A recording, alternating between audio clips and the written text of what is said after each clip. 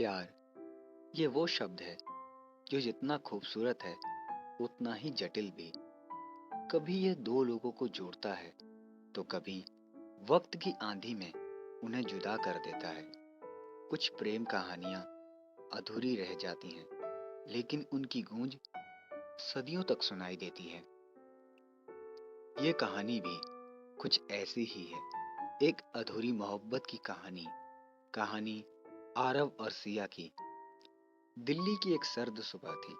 हल्की बारिश हो रही थी और कैफे की खिड़की पर बारिश की बूंदें टकराकर एक खूबसूरत धुंधला नजारा बना रही थी। आरव मेहरा, जो कि एक मशहूर राइटर था, अपने लैपटॉप पर अपनी अगली किताब के लिए कुछ लिखने की कोशिश कर रहा था, लेकिन दिमाग में कोई तस्वीर नहीं नजर आ रही थी। क्योंकि जैसे एक राइटर को जब भी कुछ लिखना होता है तो उसकी तस्वीर उसके दिमाग में पहले आ जाती है, पर आरव के साथ ऐसा नहीं हो रहा था।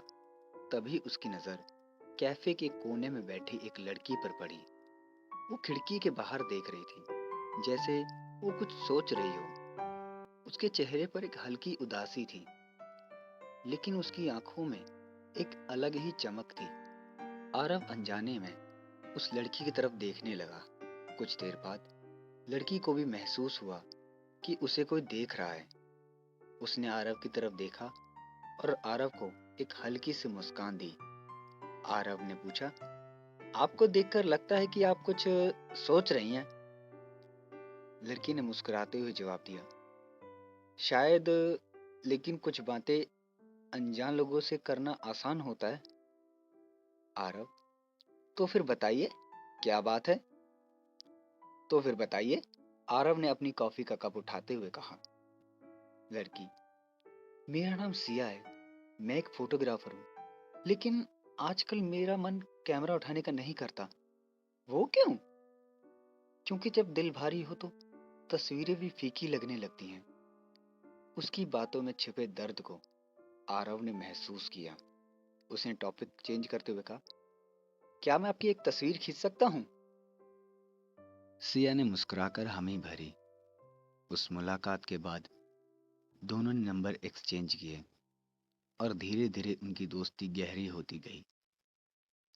एक दिन आरव और सिया रोज की तरह कैफे में मिलते हैं, घंटों बातें करते हैं। सिया को आरव की कहानियां पसंद थी और आरव को सिया की तस्वीरों में छिपे हुए एहसास। एक दिन दोनों पार्क में बैठे थे।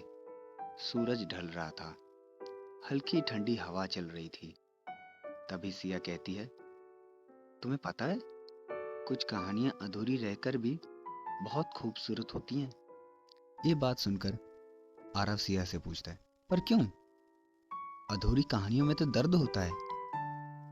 तब सिया कहती है, कभी कभी दर्द भी खूबसूरत बन जाता है, जैसे बारिश की बूंदें जब मिट्टी पर पड़ती हैं और गीली मिट्टी की खुशबू जो हमेशा के लिए यहाँ नहीं रहती, लेकिन उसकी याद दिल में बस जाती है। आरव को पहली बार सिया की सोच अलग लगी। उसे पहली बार किसी से सच्चा जुड़ाव महसूस हुआ। धीरे धीरे दोनों एक दूसरे के बेहद करीब आ गए। आरव की कहानियों में अब सिया की झलक आने लगी और सिया की तस्वीरों में आरव का चेहरा दिखने लगा। कुछ समय बाद आरव की एक किताब पब्लिश होती है। वो सफलता की ऊंचाइयों पर पहुंच जो रहा था। दूसरी ओर सिया का मन अब फोटोग्राफी से हट रहा था। उसे लगने लगा कि आरव के पास अब उसके लिए वक्त नहीं है। एक दिन जब सिया ने आरव को मिलने के बुलाया तो वो किसी मीटिंग में बिजी था। अब तुम्हारे पास मेरे लिए वक्त नहीं है आरव, सिया ने आरव से शिकायत करते हुए कहा। ऐसा नहीं है, बस थोड़ा सा बिजी हूं, किताब का प्रमोशन चल रहा है ना। लेकिन प्यार को तो प्रमोशन की जरूरत नहीं होती है, बस एहसास की जरूरत होती है। यह कहकर सिया वहां से चली गई। उसके बाद उनकी बातें कम होने लगी। आरव अपने करियर में बिजी हो गया और सिया अपने अकेलेपन से जूझने लगी। कुछ महीने बाद सिया ने फैसला किया कि अब उसे आगे बढ़ना होगा। उसने शहर छोड़ने का फैसला किया जब आरव को पता चला तो वो भागता हुआ स्टेशन पहुंचा। ट्रेन छूटने वाली थी। सिया खिड़की के पास बैठी थी और उसकी आंखों में आंसू थे। आरव हांफते हुए बोला, सिया, सिया प्लीज मत जाओ। क्यों आरव, अब क्या बदला है? मैंने तुम्हें खोने के बाद जाना कि तुम मेरे लिए क्या हो।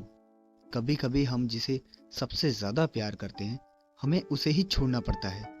सिया ने ये कहा और ट्रेन चल पड़ी। आरव वहीं खड़ा था। उसकी आंखों में अब सिर्फ पछतावा था। कई साल बीत गए। आरव ने अपनी एक किताब लिखी, अधूरी मोहब्बत। लेकिन इस बार उसकी कहानी का अंत अधूरा था, क्योंकि वो खुद भी अधूरा था। एक दिन जब वो अपनी किताब के पन्ने पलट रहा था तो उसे सिया की लिखी एक चिट्ठी मिली, जिस पर लिखा था, प्यार सिर्फ खोने का नाम नहीं है आरव, बल्कि उस एहसास का नाम है जो कभी खत्म नहीं होता। तुम मेरी सबसे खूबसूरत अधूरी कहानी हो। आरव आसमान की ओर देखता है। हल्की बारिश हो रही थी, जैसे उसके दिल की अधूरी मोहब्बत आसमान बयां कर रहा हो। कहते हैं कुछ कहानियां अधूरी रहकर ही अमर हो जाती हैं।